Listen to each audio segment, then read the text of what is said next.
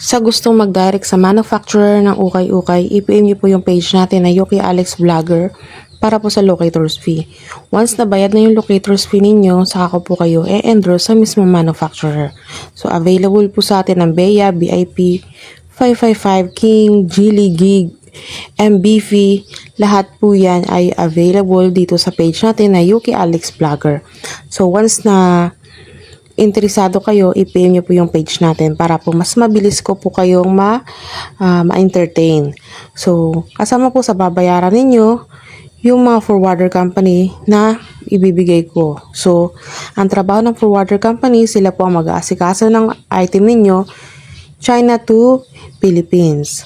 Okay? So, sa kanila po babayaran ng shipping fee once na yung item ninyo ay dumating na.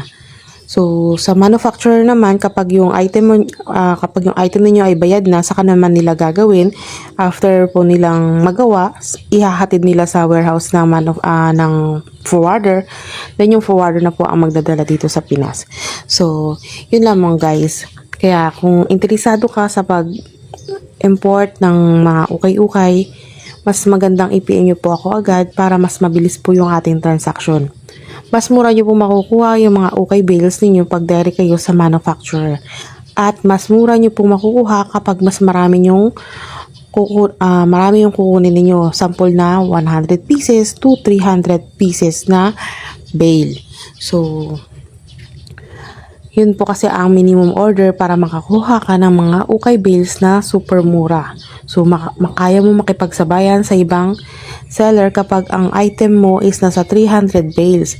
Pero pwede kang kumuha ng mga 50 bales ng ukay, pero sa Geely lang po yun. Pero pagdating sa Beya, nasa 100 to 300 bales po yan.